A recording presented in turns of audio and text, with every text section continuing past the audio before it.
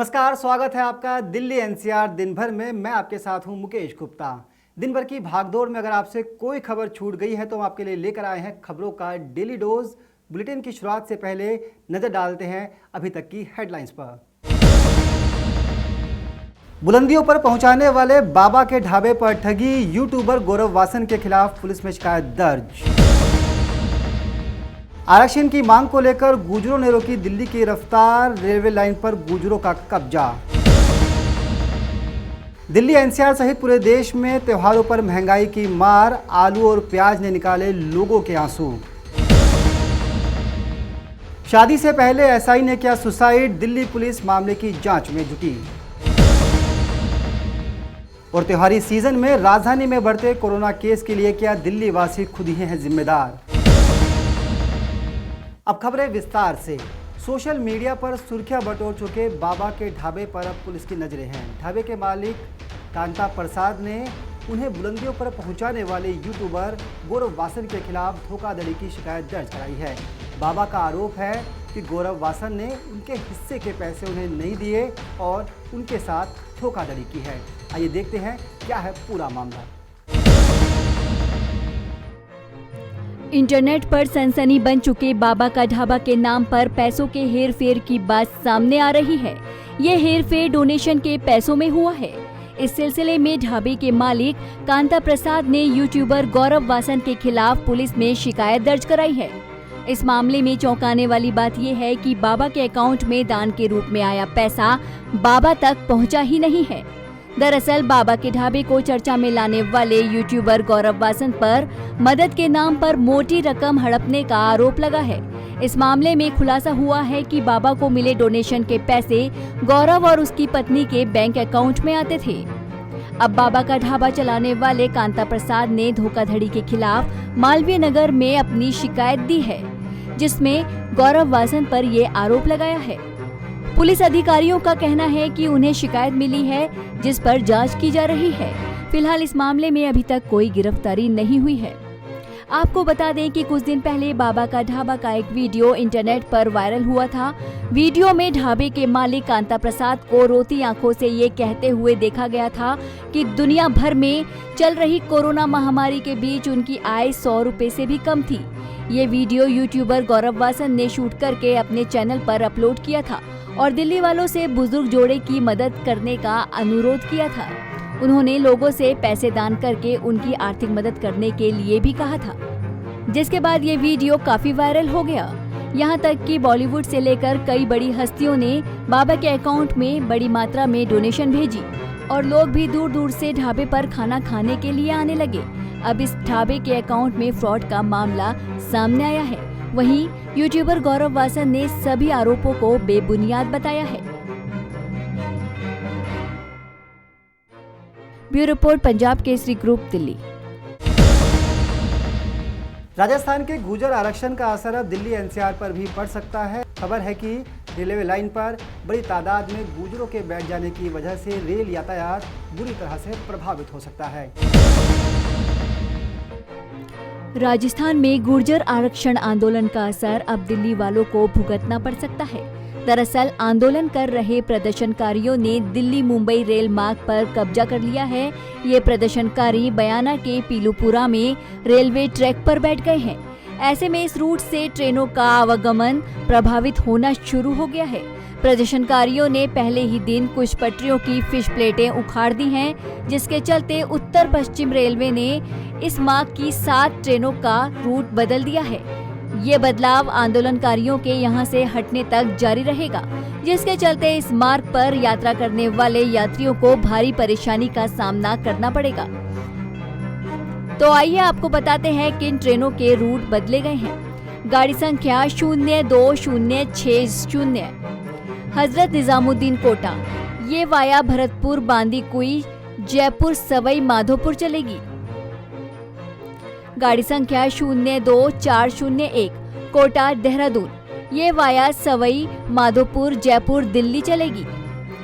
गाड़ी संख्या 02415 इंदौर हजरत निजामुद्दीन, ये वाया सवाई माधोपुर जयपुर दिल्ली चलेगी।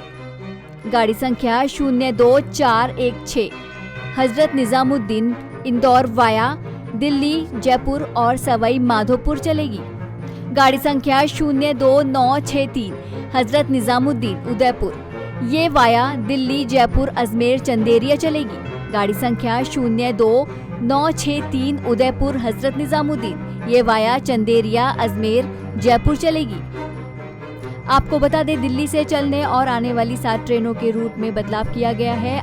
आंदोलनकारियों ने रेलवे ट्रैक के साथ ही हिडौन बयाना मेगा हाईवे को भी जाम कर रखा है। Bureau report, Punjab Kesari group, Delhi.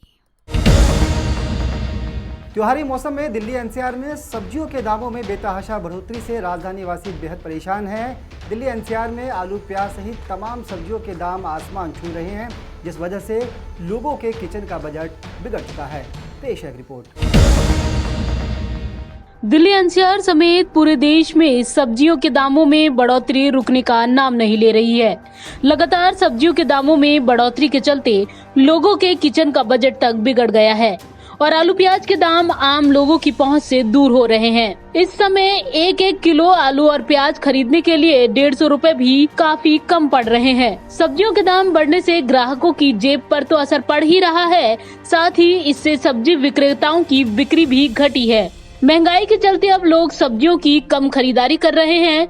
फुटकर बाजारों में आलू और प्याज थोक कीमत के मुकाबले दोगुने से अधिक कीमत में बिक रहा है। व्यापार आंकड़ों के अनुसार दिल्ली में प्याज का खुदरा भाव अक्टूबर में 80 रुपए प्रति किलो तक पहुंच गया। जून में ये 20 रुपए प्रति किलोग्राम था। वहीं आलू की कीमत भी 50 से 70 रुपए प्रति किलोग्राम तक पहुंच गई है। कृषि क्षेत्र के विशेषज्ञों का कहना है कि आवश्यक चीजों की कीमतों में तेजी, मजदूरी में गिरावट और बेरोजगारी बढ़ने की वजह से सरकार के राहत उपायों के बावजूद आज गरीब परिवारों की स्थिति काफी खराब स्थिति में है।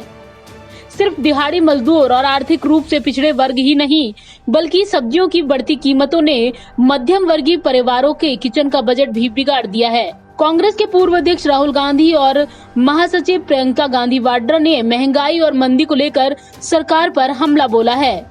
उन्होंने ट्वीट कर आरोप लगाया है कि सरकार पूंजीपतियों को बढ़ावा दे रही है और किसानों और गरीबों को नजरअंदाज कर रही है। राहुल गांधी ने एक ट्वीट में तुकबंदी कर सरकार पर तंज कसते हुए लिखा है, देश के किसानों ने मांगी मंडी, प्रधानमंत्री ने उन्हें थमा दी भयंकर मंदी। वहीं प्रियंका गांधी वाड्रा ने अपने ट्वीट में लिखा है, बीजेपी का जनता को दिवाली गिफ्ट, भयंकर महंगाई। भाजपा का अपने पूंजीपति मित्र को दिवाली गिफ्ट, 6 एयरपोर्ट, पूंजीपतियों का साथ, पूंजीपतियों का विकास। उधर सरकार का कहना है कि भारी बारिश की वजह से फसल खराब होने के चलते ये स्थिति बनी है। ऐसे समय में जबकि आम लोग कोविड-19 की वजह से पहले से ही काफी संकट में हैं, इन सब्जियों की कीमतों में आए उछाल से उनकी परेशानियां और ज्यादा बढ़ गई हैं। पंजाब केसरी ग्रुप के लिए संगीता सिंह की रिपोर्ट, दिल्ली। दिल्ली पुलिस में तैनात सब इंस्पेक्टर ने सुसाइड कर ली है। दिल्ली पुलिस के पश्चिम विहार वेस्ट थाने में तैनात सब इंस्पेक्टर की कुछ समय बाद शादी होनी थी। माना यह जा रहा है कि आर्थिक तंगी के चलते सब इंस्पेक्टर ने ये कदम उठाया है। फिलहाल दिल्ली पुलिस इस पूरे मामले की जांच में जुटी है। राजधानी दिल्ली से एक सनसनीखेज मामला सामने आया है, जहां दिल्ली पुलिस में तैनात एक सब इंस्पेक्टर ने गोली मारकर आत्महत्या कर ली। सब इंस्पेक्टर ने अपने आवास पर ही सर्विस रिवॉल्वर से खुद को गोली मारी है। पश्चिम विहार वेस्ट थाना में तैनात सब इंस्पेक्टर ऋतुराज दिल्ली के मोहन गार्डन में रहते थे। आज सुबह तड़के उन्होंने ये खौफनाक कदम उठाया। बताया जा रहा है कि ऋतुराज की 17 नवंबर को शादी होनी थी, लेकिन शादी से 15 दिन पहले ही ऋतुराज ने अपनी सर्विस रिवॉल्वर से खुद को गोली मार ली। विक्रम जी, क्या हुआ था, क्या मामला था? ये 2-4 दिन से परेशान था और रात में सो गया था। हम लोग भी सो गए। सुबह मम्मी ने यहाँ पे नीचे आई तो आकर के देखा तो यहाँ पे पड़ा हुआ था। फिर मुझे बुलाया, मैं आया तो मैंने देखा वहाँ पर पिन था, पिस्टल नीचे पड़ी हुई इसकी। अच्छा, सर्विस पिस्टल थी वो? हाँ। तो फिर यहाँ पे कौन कौन था उस टाइम जब ये वारदात हुई? मैं और मेरी मम्मी थे। अच्छा, आप लोग ऊपर थे? हम लोग ऊपर सो रहे थे। अच्छा, वो यहाँ पर नीचे आकर के। तो जब पिस्टल चली तो आवाज़ आई होगी? नहीं, पता नहीं चला। पता नहीं चला। क्या नाम था भाई साहब? ऋतुराज। कौन से थाने में पोस्टेड थे?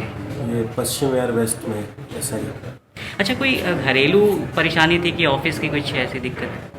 कुछ ज़्यादा ये बोलता नहीं था, ज़्यादा बताया नहीं था, कुछ नहीं बताया था, मतलब थोड़ा सा बस ये पता चल रहा था कि हाँ भाई परेशान है, थोड़ा पूछते थे, बताता नहीं था। ये नहीं पता चल पाया क्या कारण था कुछ? कितने साल से दिल्ली पुलिस में थे? 4 साल 5 साल शायद हो रहा।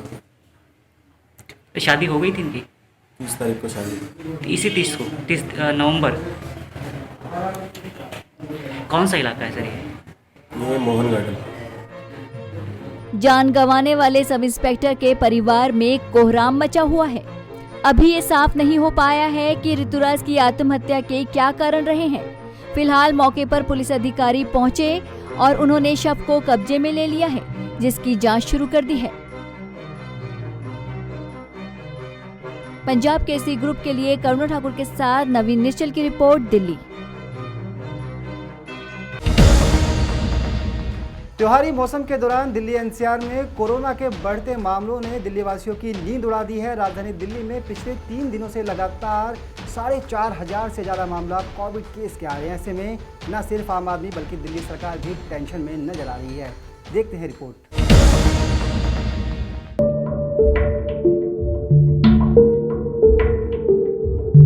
दिल्ली में फिर कहर ढाने लगा कोरोना। क्यों टूट रहा दिल्ली में कोरोना का रिकॉर्ड? कोरोना के बढ़ते केसों के लिए कौन है जिम्मेदार? जी हां, दिल्ली में कोरोना का कहर जारी है। लगातार 5वें दिन 5,000 से ज्यादा संक्रमित मरीज सामने आए हैं। दिल्ली में अब सक्रिय मरीजों का भी रिकॉर्ड बन गया है। रविवार को 5,664 नए मामले सामने आए, जिसके बाद सक्रिय मरीजों की संख्या 34,173 हो गई, जो अब तक रिकॉर्ड है। वहीं चिंताजनक बात यह है कि 24 घंटे में 51 मरीजों की मौत भी हुई है, जबकि संक्रमण दर बढ़कर 12.69% हो गई है। दिल्ली में कोरोना की संक्रमण की दर एक बार फिर तेजी से बढ़ती जा रही है। इसके कई कारण सामने आ रहे हैं। मुख्य तौर पर बातों से समझा जाए कि आखिर किन गलतियों के कारण यहाँ एक बार फिर तेजी से मरीजों की संख्या में इजाफा हुआ है। त्योहारों के मौसम में लोगों का भीड़भाड़ में धड़ल्ले से आना जाना करना, सरकार की गाइडलाइन को इग्नोर करते हुए सोशल डिस्टेंसिंग के नियमों की अनदेखी करना, सार्वजनिक स्थानों पर मास्क का प्रयोग करने में लापरवाही बरतना, बढ़ते प्रदूषण की वजह से भी कोरोना विकराल रूप ले रहा है। साफ सफाई और हाइजीन में लापरवाही देखने को मिल रही है। दिल्ली सरकार के स्वास्थ्य विभाग की तरफ से जारी मेडिकल बुलेटिन के मुताबिक अब तक दिल्ली में 3,92,370 लोग इस महामारी की चपेट में आ चुके हैं। इनमें से 3,51,635 लोग स्वस्थ हो चुके हैं। रविवार को राजधानी में सक्रिय मरीजों की संख्या 34,173 हो चुकी है। इनमें से 20,732 मरीज घर में क्वारंटीन रहकर इलाज करवा रहे हैं, तो वहीं 6,461 मरीज कई अस्पतालों में भर्ती हैं। वहीं 979 मरीजों का कोविड केयर सेंटर तो 337 मरीजों का कोविड हेल्थ सेंटर में इलाज चल रहा है। रविवार को कोरोना मरीजों के ठीक होने की दर घटकर 89.61% हो गई। वहीं मृत्यु दर भी बढ़कर 1.67% हो गई है। रविवार को 24 घंटे में कुल 44,623 सैंपल की जांच हुई है। इनमें से 14,347 सैंपल RT-PCR और 30,276 सैंपल एंटीजन जांच में हुई हैं। आपको बता दें कि त्योहारों के मौसम में लगातार दिल्ली में कोरोना के मामलों में बढ़ोतरी देखी गई है।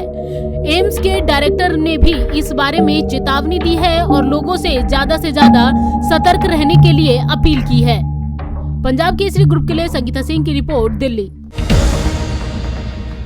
तो ये था दिल्ली एनसीआर की खबरों का एक डेली डोज। फिलहाल इस पेशकश में इतना ही। मुझे दीजिए इजाजत। नमस्कार।